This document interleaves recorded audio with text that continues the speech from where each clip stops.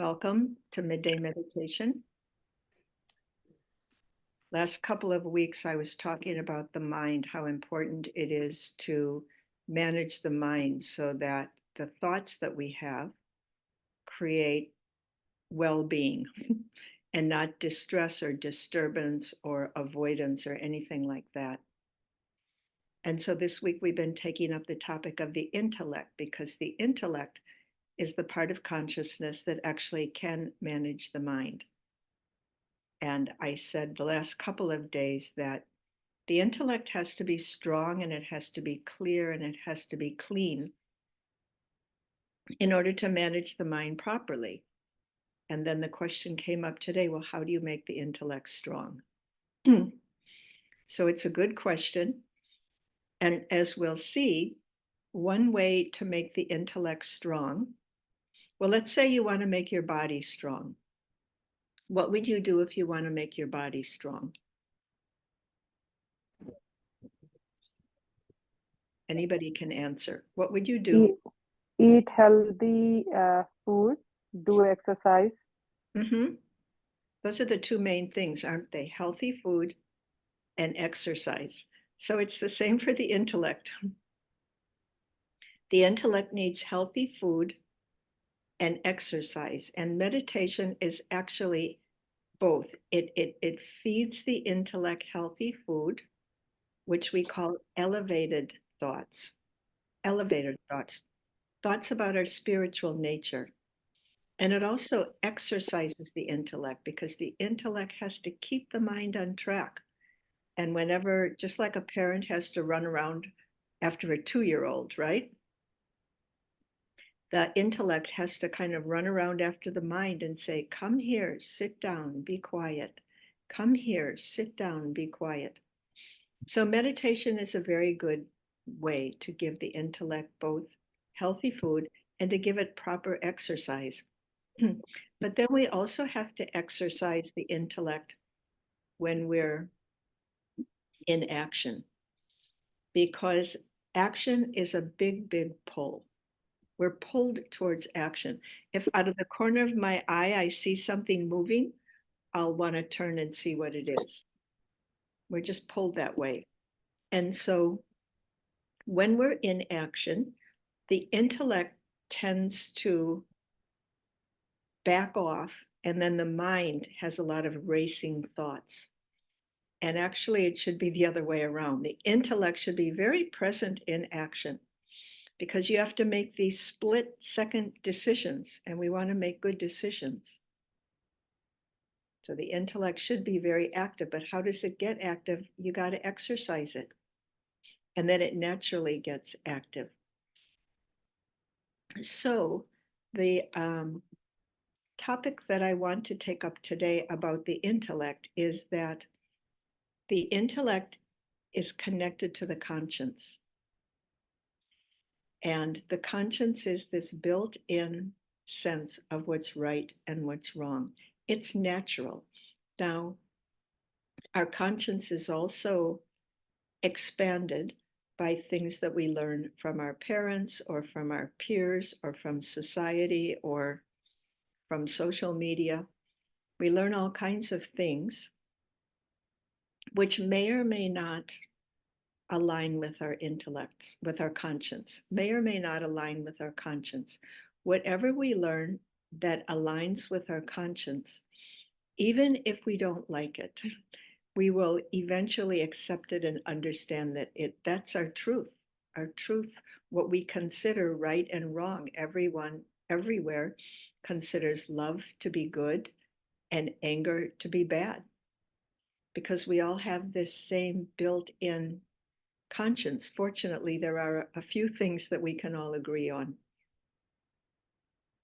But what happens is the ego can intimidate the intellect. The ego can get very strong and it can intimidate the intellect, and the ego can say, no, you're wrong. That's not right. Everybody lies in this situation. It's okay to lie, even though the conscience says it's not okay to lie. The ego can intimidate the intellect And then the intellect will back down and let the ego have its way. This is what happens. And so, this is another reason why we need a strong intellect. And strong, not forceful. The ego can be very forceful. If the intellect just starts fighting with the ego, then that's what we're going to be, that's what's going to happen. We're just going to be locked in battle and we won't get anywhere. We can see that in the world, wars that have been going on for centuries. They're just locked in battle. One ego battling with another ego. And so the intellect has the authority of truth because our own conscience, our own values are our truth, and they're connected with universal truths.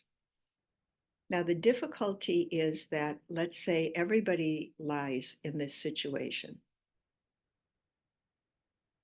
And so I'm learning that it's okay to lie, but that really goes against my conscience. And so then I have to go into this place of silence and detach, meaning not get too emotionally involved, and then look at things, and the intellect has to start asking questions.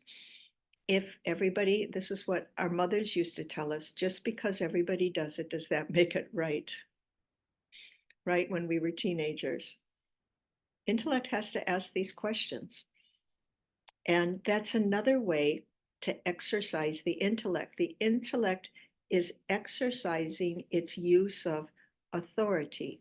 On what basis does the intellect say something is right or wrong? This is exercise for the intellect as well. So the more that we use the intellect, the more we exercise it. And also, the more that we remember our spiritual nature, that we're spiritual beings, and a spiritual being means everything comes from a place of love. The ego, which is the representative of this character named Mary, the ego does everything from a place of fear.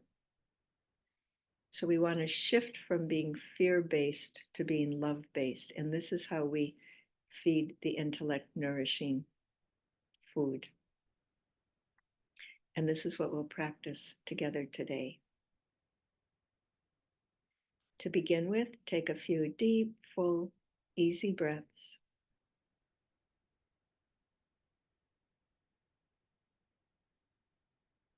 Watch the air enter and leave the lungs.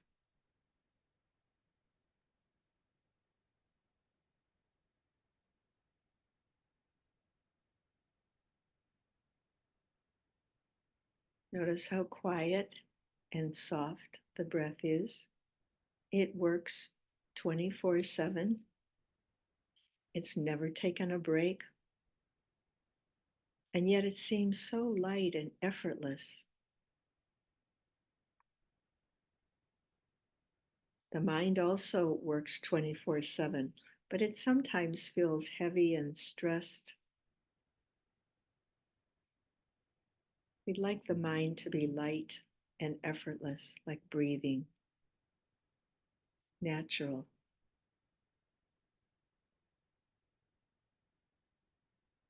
It's natural to think, but we don't need to think all the time. And we want to think about nourishing things. We want to have benevolent thoughts. And so the intellect has to be there guiding the mind. As you inhale, fill the body with light.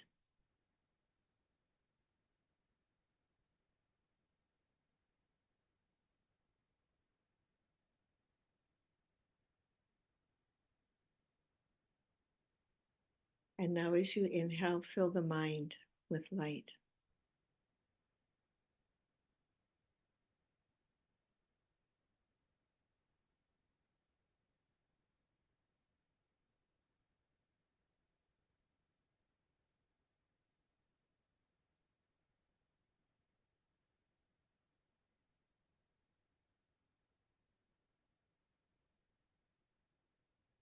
I am the peaceful soul who lives in this body.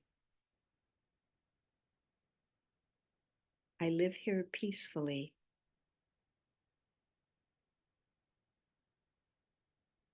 And I stay peaceful because the intellect works very well in a peaceful environment.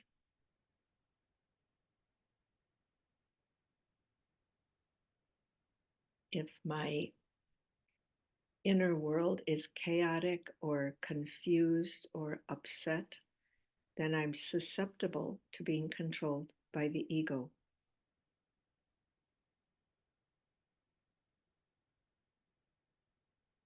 The ego is fear-based.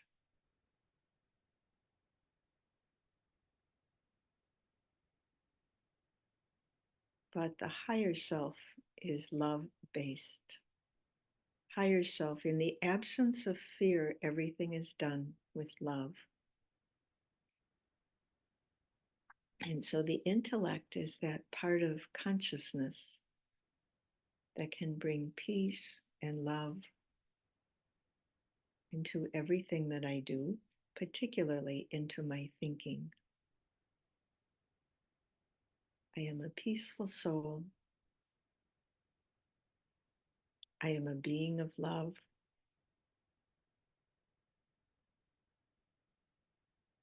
I, the soul, love myself. I love my life. I love everyone in my life. And this love has a very powerful effect both on myself and on others, being the recipient of the energy of love. Love nourishes the soul. Love is healthy food for the soul. And we souls have the ability to feed ourselves the healthy food of love and also feed that to others. We have plenty of love.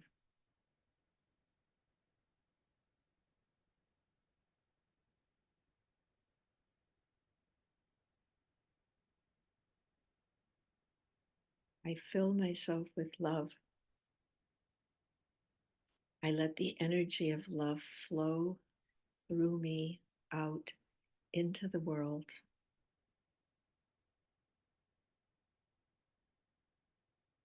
And this is exercise for the intellect as well, sending spiritual energy outward. Also using spiritual energy internally, loving myself, especially if I make a mistake or I do the wrong thing. I don't live up to my promises. Action needs to be taken, but it has to be loving action. So a strong intellect is an intellect that's grounded in love and connected to the conscience, my own understanding of what is right and wrong. The ego will make excuses and look for loopholes and find exceptions.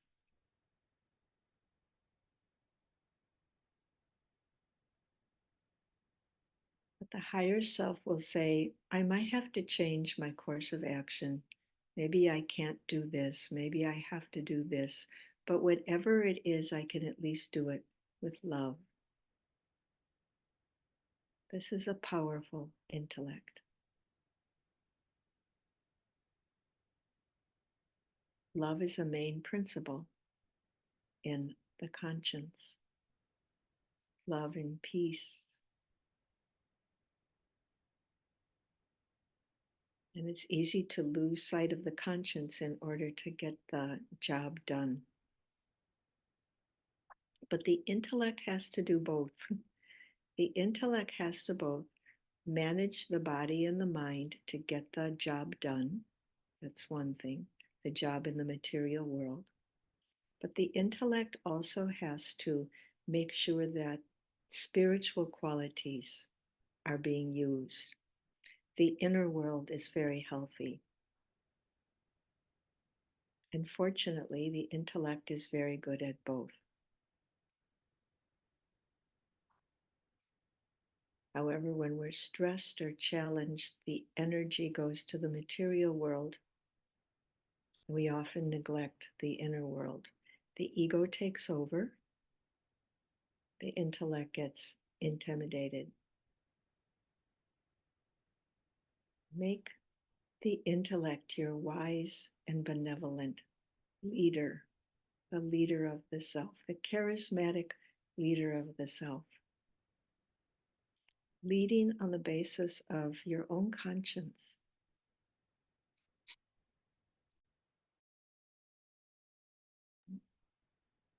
Your own values, and your own goals and dreams in life.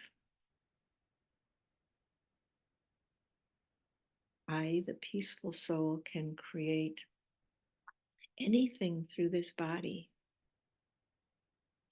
But if I want to create something really grand, I have to have elevated thoughts, powerful spiritual thoughts about myself, about my life, about others, powerful spiritual thoughts. And this is the intellect's job, to raise the quality of our thoughts.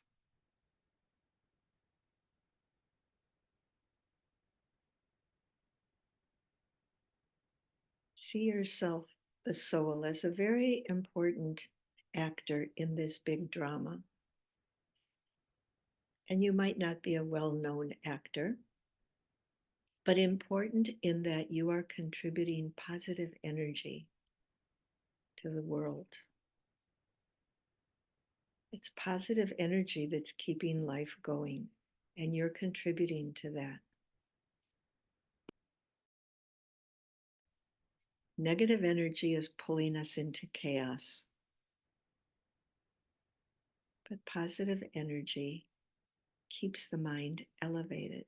Good thoughts, noble thoughts, seeing myself as an important player in this drama. The world needs more positive energy. Let me take on this role. Sometimes this is called the crown of responsibility. It's a very noble crown, the crown of responsibility. I care about the world. I care about humanity. So let me have positive thoughts, elevated thoughts. Each one of us is a soul, a spiritual being. Each one of us needs peace and love.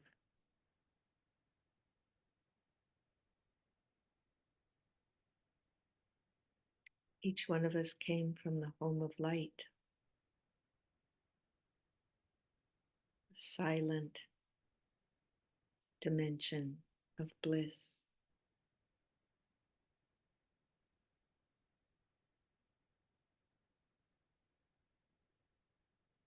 Each one of us is a child of God.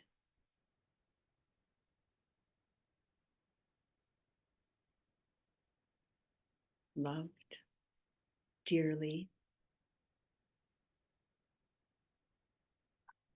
recognized as special.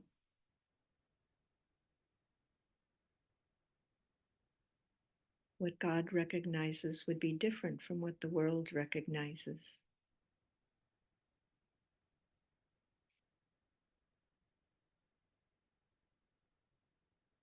The spiritually great souls, the souls whose life is lived in love, are often very ordinary in worldly terms. But this is what God loves, those who have intellects grounded in love.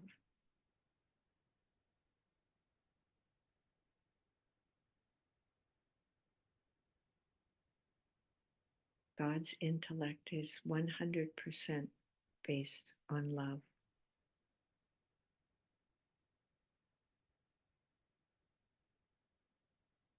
Let yourself be drawn into the light of the most loving intellect. An intellect that never makes a bad decision because it's always filled with love.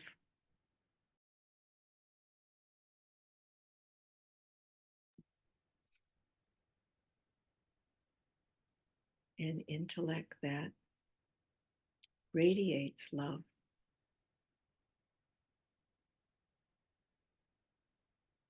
And that love becomes a power.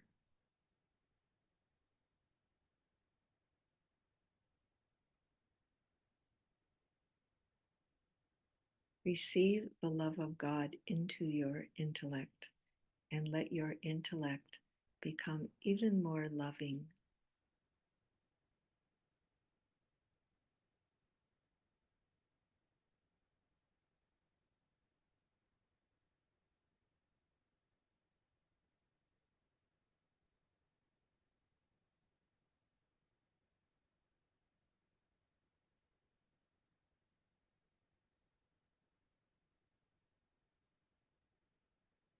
And now bring your awareness back into the present moment with the awareness of the greatness of the intellect and the importance of constantly exercising the intellect, getting the intellect to choose the higher path, to choose a quality, to choose to see virtues and not over-focus on weaknesses, to be an inspiration to others, to love God. Remind yourself from time to time. The intellect is powerful, so let me train it to be the best. Om Shanti.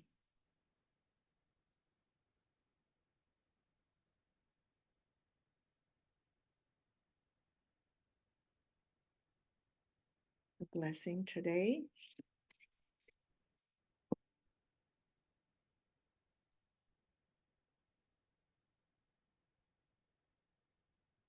With love, peace, and truth in your heart, there will be happiness.